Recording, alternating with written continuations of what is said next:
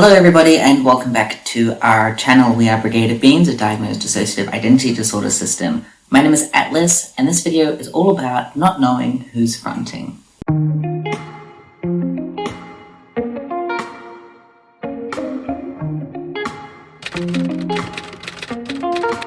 So we tried to film this video when we didn't know who was fronting to try and give an accurate explanation of what it was like in the moment. However, that didn't go so well, as you can see. So we put a little poll up on our Instagram for people to vote on what video they'd like to see this week. And people voted for not knowing who's fronting and our experiences with that. And I thought, what better time to film than when we don't know who is fronting. It can be really confusing and really messy and really hard to tell what's going on.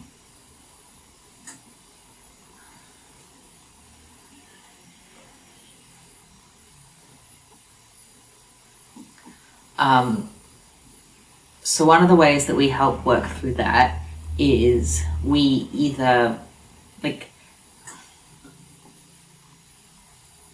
there's any letters specifically, and that goes for other times of not knowing who's in front as well, this is not working, is it?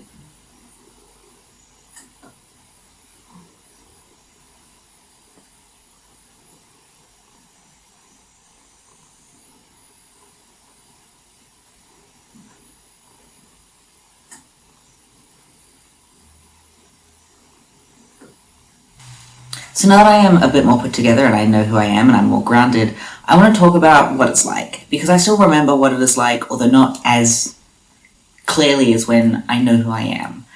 And there are multiple reasons why a system might not know who's fronting. Sometimes it's because there are multiple alters in front and they're blending together and the boundaries between one and the other just don't really exist and it's hard to tell yourselves apart. Other times it's because you're in a state of really heightened dissociation, really bad depersonalization or derealization, and you just don't feel real, or you just can't connect to yourself.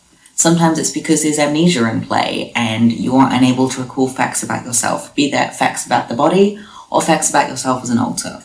Other times it's because an alter is fronting who doesn't really have much of a sense of self, and they're just a fragment or a very, very minimally elaborated and complex part, and so there's not really much to them to be a person, and so they don't really know their name because they don't have a name. And for us as well, there are alters within our system who can intentionally hide who is fronting, even from the front of themselves. So they are able to put a wall in place, basically, where you are not able to access any information about yourself. And you might know a couple of things, like your preferred pronouns, or you might not even know that. And sometimes there's just a wall blocking you and you can feel it and you know that you have an identity, but you just cannot reach it, and it feels like there's something in the way, or sometimes it feels like there is this unfathomably large distance between yourself and your sense of self. There are probably more reasons as well, but those are the main reasons in our system why we don't know who is fronting. And in saying that, we spend a good 2/3 of our time not knowing who's in front, depending on all those different elements coming into play. And that 2/3 is just a guesstimate. It's based off of the app that we use to track front. So it's highly possible that alters who know who they are switch in and just don't log themselves, because not everybody wants to be known within the system and they want to remain private, and that's okay, even if it is sometimes a little bit stressful. Sometimes when you're unsure who's fronting, you can have this very strong drive to know who you are or to work it out, because it can be very disorientating and unnerving to not know who you are and to know that you should and just not being able to. And other times it's just very comfortable and normal because we spend a lot of time blended. Most of the time we're pretty cruisy with it. We're like, okay, we don't know who's fronting, but we don't need to. We don't need to understand what's going on in our brain 100% of the time. We don't need to know who we are 100% of the time, because if we did need that information, then we'd have it. In terms of how it feels in the body, it feels a lot of different ways. It's very common for us to be very heavy and very fatigued when we're not sure who's in front, and just very exhausted. Sometimes we have really, really heightened emotions, and it's just extreme grief or extreme betrayal or extreme anger. And other times we are emotionally numb. We have no emotions at all. And then sometimes we're very, very light. We feel like we're floating above the body. We feel like everything is distorted around us and we just can't quite grip onto the world around us at all. Other times we can feel physically grounded, we know where we are, we know what's going on, but we don't know who we are. And this not knowing who's in front for us can last anywhere from a couple of minutes to days. Earlier this year, just before we started university, I think we spent 1.5 months not knowing who was in front for that entire time. There was an alter in our system who was hiding that information, and for that entire time, even though we were aware of ourselves switching and we were aware that there were other people, we couldn't tell who each other were and we couldn't tell who we were. When you don't know who is fronting, there are several things that you can do to try and work out who is fronting, and they're not going to work every single time. They might not even work very often, but there's certainly things that can be attempted. One of those things is just to use regular grounding techniques, whether that is to go and smell a candle or to go and move your body, whether it is to count 5 things that you see, 4 things you can hear, and that very simple one. Sometimes it is breath work or focusing on different parts of your body. Sometimes it means going and talking to someone and trying to talk about yourself as an alter, whether that be in person or just journaling it to yourself or recording yourself speaking. Other things that we do is we go through our system lists. So we keep lists of alters in several different formats, one of which is folders on our laptop with images of what we each look like. And we go through and we look at the images and we see if any look like ourselves.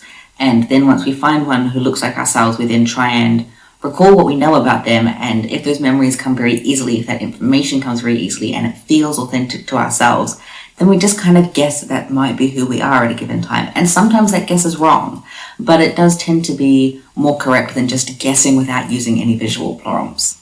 Another thing that we do is we will write down everything that we know about ourselves. So we'll get just a blank piece of paper and we might write prompts like name, pronouns, the way I feel in the body, things that I like. Or sometimes we just write down random bits of information like I remember this memory from this time period.